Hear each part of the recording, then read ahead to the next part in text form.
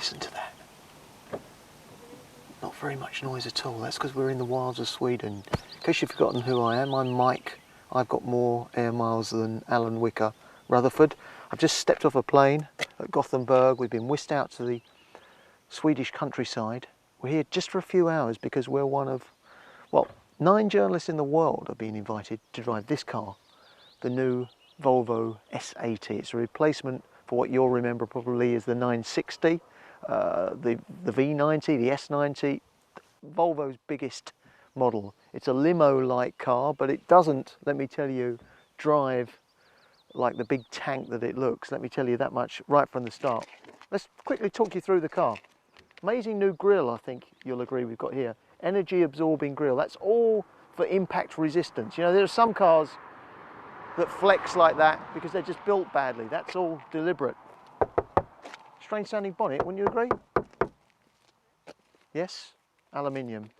The side of the car, the S80, I don't know. What do you think? I mean, to me it's a bit bland. It's a bit sort of Opel Omega-ish, and that's probably the worst part of the car. They missed a trick somewhere along the line. Of course, this car was designed by a Brit, Peter Horbury, an old pal of ours. Not sure if he's a pal of mine anymore. Last time I saw him was in a nightclub in Tokyo. Anyway, that's another story. Rear end styling. Horbury was obviously working overtime there because I think it's spot on. There's something very Jaguar-ish about this, the way this sweeps in here. Jaguar-ish maybe, almost Bentley-like. There's something that says to me, every time I look at that rear end, Bentley. If you're thinking about an inexpensive Bentley that might be built by the VW family, they do a lot worse than to give it that rear end treatment. Lovely flowing line, and if you look at the car side on, you can see this line runs right through from the front to the rear. Very, very unusual lamp cluster here. Gives it an awful lot of presence somehow. You know, I said to you it was limo-like. I think it's almost sort of statesman-like at the back here. There's something very, very nice indeed a bit about that rear end treatment. And look at this. You've never seen this before in the history of Volvo. A Volvo badge right there in the middle. They were thinking about putting the Volvo logo there, which is sort of blue and black and not terribly exciting, but they've gone for the name Volvo instead at the back, and I think that works very well. And look what I said earlier, you know, this sweeping line. Look, you can follow that right through, all the way through to the front, and the theme continues there. It's got 4 wheels, no surprises there, I guess. Great presence, I think, at the front end. This is a car with cachet, class, character. Does it drive as good as it looks?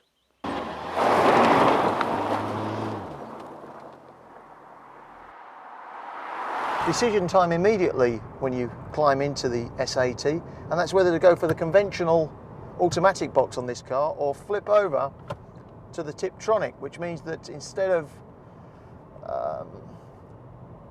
changing gear in a conventional way, fishing your way through a 5 or 6 speed box, it's just straight up and down, changing gear, just like the BTCC drivers do.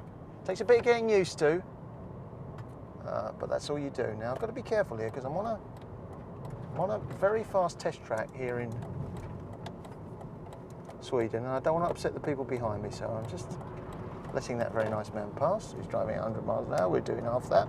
I think for the purpose of this little exercise, we'll settle for the standard auto box. Ooh, somebody got it a bit out of shape up there, which means that we're not having to worry too much about what gear we're in. The car does the thinking for us.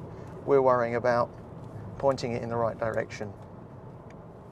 And I've got to say that pointing this car in the right direction is, well, virtually child's play. It's one of those cars that really does flatter you as a driver. I've been whacking around, getting used to this track here. We're in the wilds of Sweden. We're used to driving on frozen lakes out here, and they found some tarmac for us this time.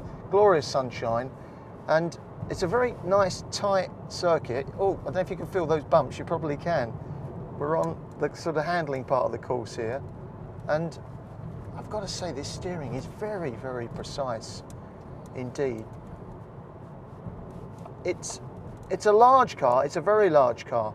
Think of the big Volvo estate, the V70, as we get onto a smoother surface here. And think how huge and sort of almost truck-like that car is. Well, this is even bigger, slightly longer than that. This car certainly looks like a car in the kind of BMW 7 Series league. It's a much smaller car than that. It's 5 Series size or thereabouts. That look that the most expensive cars have, you know, the Jaguars, the Rolls Royces, the Daimlers, it really does look the part from the outside. It's the sort of car that, you know, a president, a prime minister could pull up outside a government office in, or a pop star could arrive at a film premiere or a music concert in. You know, it's got that kind of extra something. I think the styling is a emotive subject, but I think it's got it as we go over more of the uneven road surfaces here to test the car's handling. The other thing about this car is that our old friend Jose Diaz de la Vega, the motor industry's most famous Mexican, who's an old friend of the program, he won't mind me saying that, I'm sure. He's done a great job on this interior. He's a guy that we talk to at motor shows all around the world on the program, and we're always giving him our ideas. He's always seeking our ideas, and those of journalists from all over the world, actually, on, as we let this guy past, on what's good or bad about his interiors. I personally pleaded with him to sort out these little things like the cup holder arrangement, which meant that you inevitably spilt most of the drinks that you carried around in your previous Volvos. He really has done that very well. There's a very, very clever new design he's got down here to my right, and a lot of lessons there for other car manufacturers to pick up on. As we come across here, the rough surface again designed to test the car's suspension. It's really soaking up those bumps. So this car is the first car out of what we call the large platform. It's a totally new car, a totally new segment for Volvo, and we are very proud to be here. Hans, it's called the S80. You say it's a new area for you, but you've always been in that market. You know, the 960 people will remember as the big Volvo. Exactly. But what we are doing now is to go into a segment with a much more dynamic car than we have had before. Also more exclusive from a different point of view than the old cars we have had there. Well, exclusive in what way? This is exclusivity when it comes to this car. It's mainly safety, a combination of a very safe car with dynamic abilities. Would you call it a driver's car? That's the buzz phrase in Britain these days, that, you know, there are cars and then there are driver's cars. Exactly. This is a driver's car. We had 4 words during the developing that should be leading into what we should do. And these are a car for grown-up people who like to stay young. Exactly. That's me. Although I'm not sure I'm grown up yet. My birth certificate says I'm grown up, but I don't feel it. We talk about active safety, of course, also. That's when we talk about the suspension system, the wheelbase, a car that you can rely on, that behaves in the same way, undependable on what surfaces you are on. It's always predictable, so that you feel safe, and it's neutral in every case, driving conditions. I said earlier, as I was driving along in it, that it almost flatters you as a driver. It's one of those cars that I hope I'm right, it would be very difficult to actually get you in any real trouble. I mean, you'd have to do something very, very silly to come off the road in this car. And what we will add also more than has been added to this is also that what we call DSTC, Dynamic Stability and Traction Control. That helps you even further than if you make something very stupid, the car take care of you and correct you. So you're not spinning around or going into the wrong lane or something like that.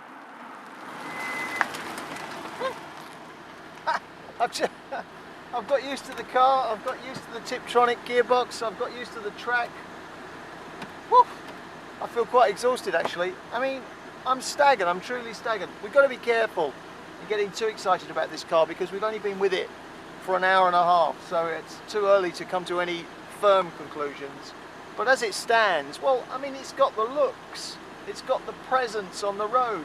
It's got the interior. I mean, the engines, I don't know where to begin. I can't even remember all the specs and all the sizes, but from memory, there's that virtually 300 horsepower twin turbocharged top of the range version I'm in here. We've got 2-litre versions, we've got turbo diesels coming on stream in the future.